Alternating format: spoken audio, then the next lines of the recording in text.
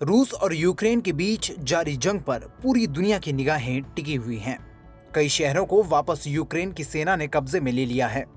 अब बेलारूस में रूस को वार्ता के टेबल पर भी आना पड़ा है। आखिर कैसे 3 दिन की जंग में यूक्रेन ने युद्ध का यू टर्न कर दिया। ऐसे में हम आपको बता रहे हैं यूक्रेन की युद्ध नीति, ऐसे 7 कदम जिनसे दुनिया हैरान और पुतिन परेशान होने लगे हैं। गोरिल्ला युद्ध की रणनीति।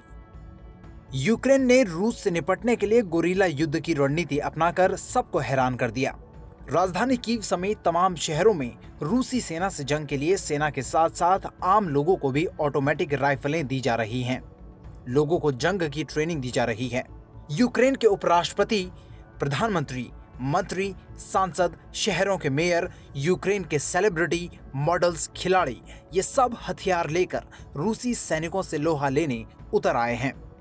रूसी सेना को ट्रैक किया। यूक्रेन को घेरने के लिए रूस ने 3 तरफ से हमला किया था।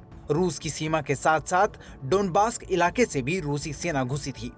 रूस के सहयोगी देश बेलारूस से भी रूस की सेना ने यूक्रेन पर धावा बोला था। शुरू में सुमी और चेर्नोबिल जैसे शहरों पर रूसी सेना ने दबदबा भी कायम किया, लेकिन यूक्रेन ने अपने मजबूत गढ़ माने जाने वाले खार्किव और कीव जैसे शहरों में मजबूत मोर्चाबंदी करके अपनी पसंद का युद्ध क्षेत्र तैयार किया।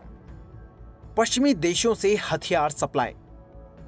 अमेरिका जहां यूक्रेन को $350 मिलियन की मदद देने को राजी हुआ है, जर्मनी यूक्रेन को 1000 टैंक और 500 स्टिंगर मिसाइलें भेज रहा है। बेल्जियम यूक्रेन को मशीन गन भेज रहा है। चेक गणराज्य ने यूक्रेन को $85 लाख के हथियार और गोला बारूद भेजने का ऐलान किया है। इसमें मशीन गन, असॉल्ट राइफलें और अन्य हल्के हथियार भी शामिल हैं।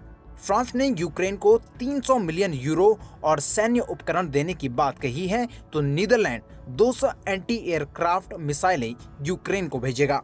पड़ोसी देश पोलैंड ने भी यूक्रेन को हथियारों की सप्लाई का वादा किया है। दुनिया के करीब 28 ऐसे देश हैं जिन्होंने हमलों से निपटने के लिए यूक्रेन को तुरंत मदद पहुंचाने का ऐलान किया है। वार्ता की पेशकश ठुकराना। 3 दिन की जंग के बाद बेलारूस में रूस वार्ता के टेबल पर आने को तैयार हुआ, तो यूक्रेन ने ये कहते हुए बेलारूस में पहले वार्ता से इनकार कर दिया कि किसी ऐसे देश की जमीन पर वार्ता नहीं करेगा जिसने अपनी सीमा से रूस के सैनिकों को यूक्रेन पर हमला करने दिया।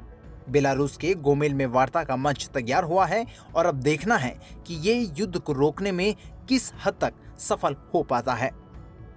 राष्ट्रपति जेलेंस्की का कीव छोड़कर जाने से इनकार। यूक्रेन से जंग की जो तस्वीरें आ रही हैं, इसमें दुनिया भर में सबसे ज्यादा चर्चा राष्ट्रपति जेलेंस्की की हो रही है। राष्ट्रपति वोलोदिमीर जेलेंस्की की सरकार को उखाड़ फेंकने के लिए रूस ने हमलों की शुरुआत की थी। चर्चा थी कि जेलेंस्की हमलों के बीच देश छोड़कर जल्द निकल सकते हैं। कई देश उन्हें रणनीतिक शरण देने को तैयार थे। अमेरिका ने इसके लिए विमान तक भेज दिया था।